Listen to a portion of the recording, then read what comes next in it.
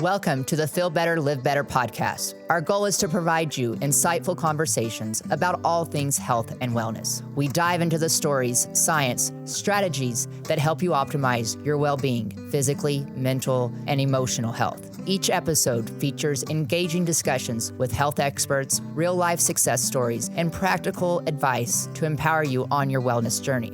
Whether we're breaking down the latest medical advancements, exploring holistic health solutions, or chatting about everyday habits that make a difference, our goal is simple: to help you feel better and live better. Tune in for inspiring narratives, expert consultations, candid conversations that bring health to life, one talk at a time.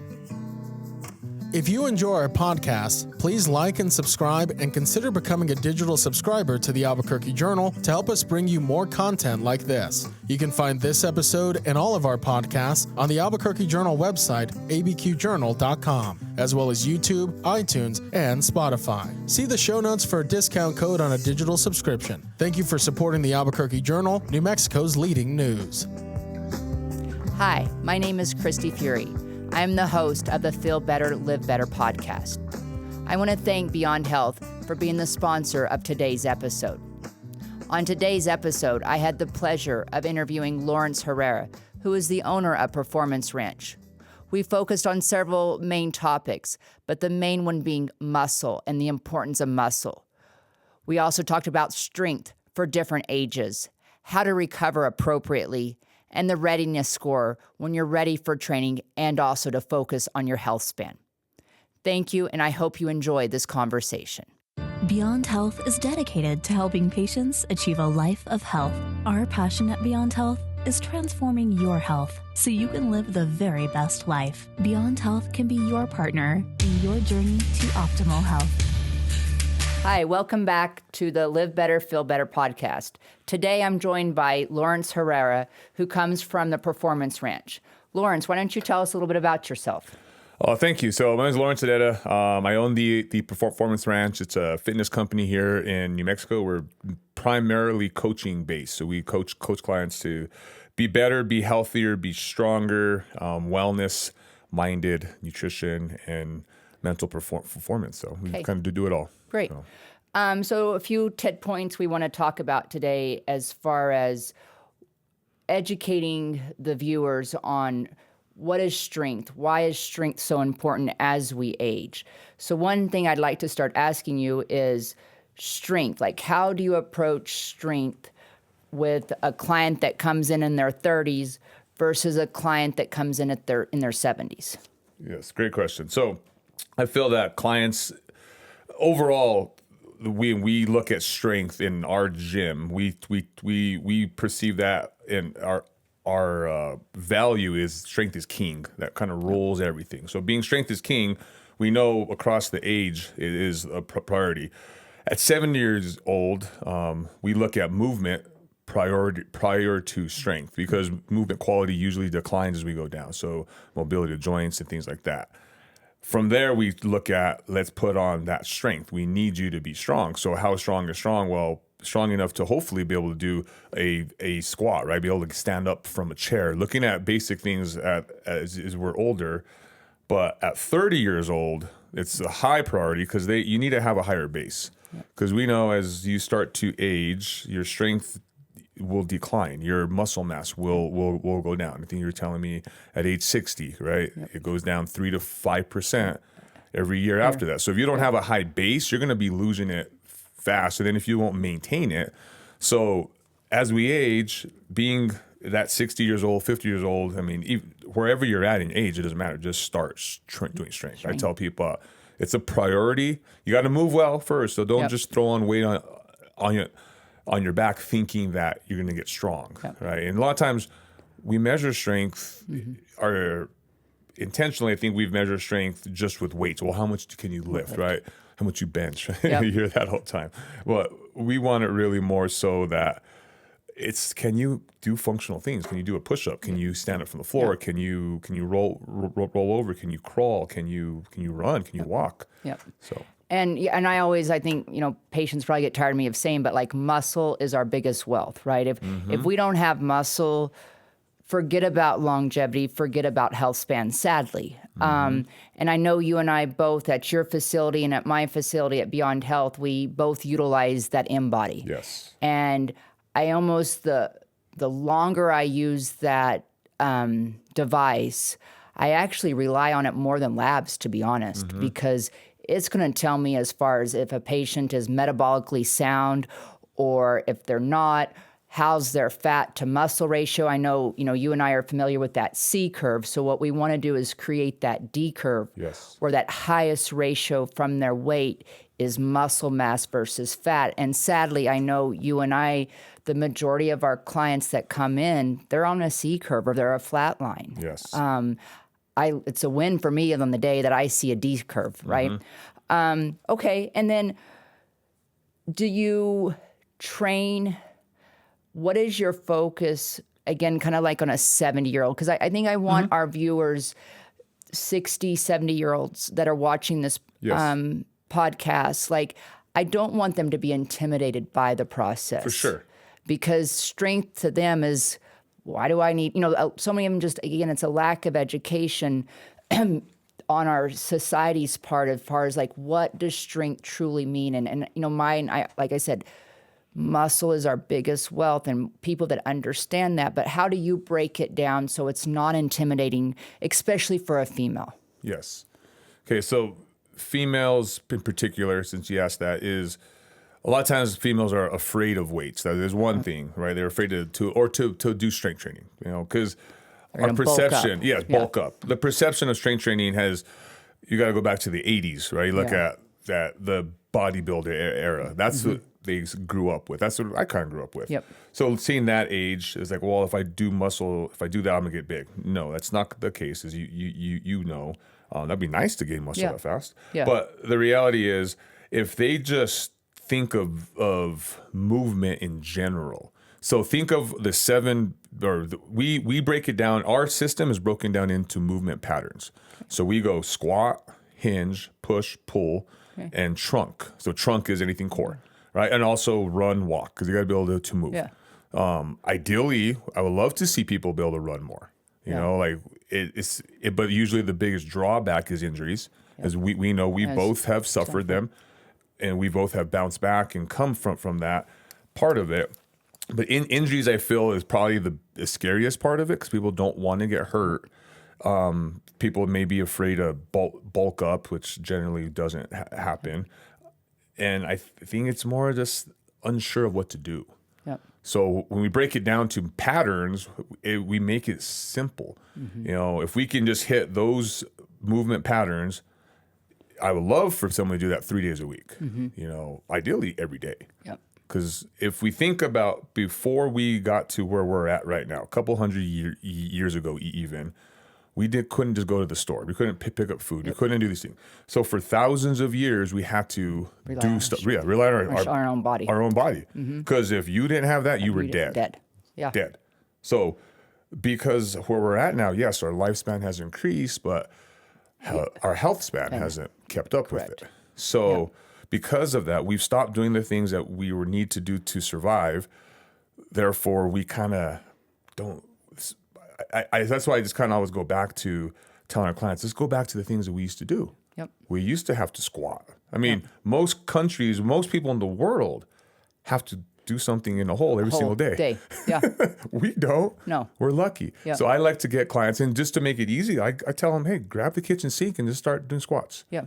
That's a valid point as far as with the gathering, in the sense of, we don't have to, sadly, even though I know you cook for your family, but gathering food is pretty darn easy, right?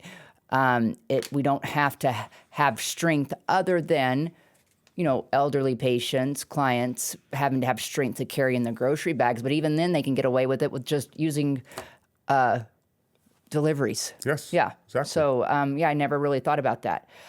So let's move on to recovery. Again, kind of keeping in mind that 30, 40, 50, 60, 70, 80 age group. Like how, especially clients that come into your gym for the first time that, after that they feel really great and then they're so sore, they're scared to continue. How do you deal with recovery? So that's a great question. So recovery can, a lot of times it depends on if they have injuries or they have something going on. Today's age, the majority of our clients that come in the door have something going on with their body, some injury. We all do, back injuries, knee injuries, hip, shoulders, whatever. So that's usually the priority we look at, number one. So we assess everybody. We do a movement screen, a functional movement screen. We want to see them move. And those 7 movements that we do with them, then we are able to kind of best educate and provide the resources for them to change what they need to change. Most of the time it's ankle mobility. Most of the time it's hips and shoulders, right? So those 3 major joints, shoulders, hips, and ankles, are the joints that are going to create the soreness. Joints, well, and I would say not necessarily soreness, generally create the inefficient patterns. Okay. So now you have inefficient patterns, and you may be sore in muscles that you don't typically should use. Like, for instance, in a squat, is primarily a glute-driven exercise if done well. Majority of clients feel in their quads because they rely on driving from their knees because they don't have enough ankle range of motion. So we get their ankles to move better, therefore their hips can get back more and they start to use their hips. So that's the number one thing. We look at how they move, and then we give them a recovery kind of guide. They say, I need you to use the foam roller per se, like in your adductors and your lats or something. Most adults should be treating the cuffs, the shoulders. And the hips, always. So that's what they're called, the cuffs. The cuffs, right? I mean, think about it, like they're the ones that move. Correct. So your lats, your pecs, those are the ones that get tight. Those are the ones that draw our shoulders forward and our posture. And our hips, they get tight. Think about when your knees hurt or your back hurts. Well, it's usually because of the hips. So if we treat those daily, typically you don't get the soreness, the low back pain, and things like that. Well, and then I know you and I work rather well together as far as referring clients back and forth. And, I know patients of mine that go see you or vice versa. As you know, we're always looking at the hormones. I think, especially, men's hormones, females' hormones get missed so many of the times. Now, not to say that's not what everybody needs, because a lot of people don't need hormones. Sometimes they just need to move to naturally increase their testosterone and their own hormones. But then there comes a point that a lot of people, if they want to wake up with joints feeling good, not soreness, at some point in time, I don't care how healthy you are, and you're going to be sore, and it's a loss of hormones that are occurring in your 60s, in your 70s. And, thankfully, I think that Women's Health Initiative report that came out in early 2002 with the breast cancer, all the scare, all that has been debunked. And so, which has been a blessing for me, because even the general public understands that now, where we got that report so wrong. And sadly, we've made women sicker because of that report. But now the awareness that there's nothing to be scared about, hormones or even peptides. That's another great tool for people that want to put on some muscle mass or want to, have help with Performance Ranch and Beyond Health to accomplish, some event. I think having that awareness plus the things we can do.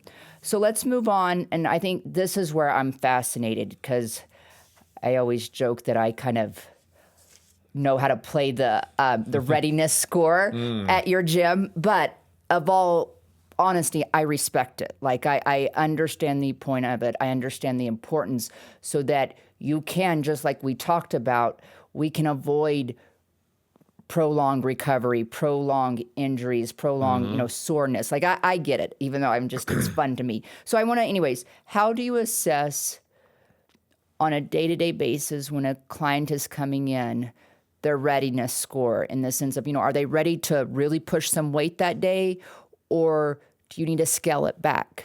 So kind of go over that as far as how you approach it. Sure. Yeah. So we use the app Train Heroic in our app. I've been using them for 8 years now. So long history with them, and kind of gone through the different versions. And they introduced this readiness tool probably 5 years ago, and it's a scale of 1 through 5. One is the low side of things, right? It's like the red. You see the red sad face, and the green is the 5, the positive. So when you come in, we ask you on your sleep score, we ask you your stress, we ask you your mood. What else is there?